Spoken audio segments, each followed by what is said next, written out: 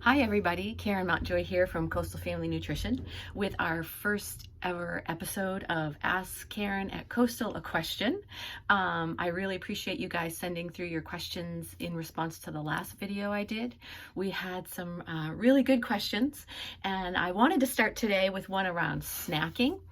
This parent asks, now that we're home so often, my child is asking for snacks a lot. How do I determine if he's really hungry? And if so, what's a good snack to serve? So that is a great question. I had several questions around snacking, and so I thought this was a great place to start. It's a two-part question, so I'm going to start with part one first. How to decide if your kiddo is really hungry. I think that that's something that we're asking ourselves a lot. We're home a lot, and our kids are maybe wandering around a little bit and poking through the fridge in the pantry, and we're not really sure like how okay is that. So my number one tip would be to offer an apple. Kiddo comes to you and says, I'm hungry, you're not really sure. You say, hey, sure.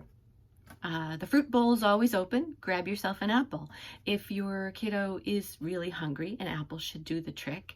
Or if your kid doesn't like apples, feel free to offer any other produce that sort of fits the bill, something they really like. Sugar snap peas, cucumber slices, grapes, banana, whatever it is.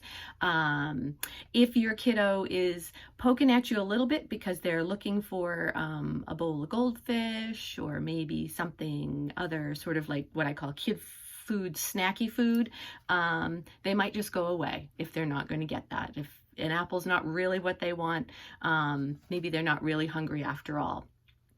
Kids do need to eat every 2 or 3 hours, and so scheduling in regular meals and snacks is a great way to make sure that you're hitting that.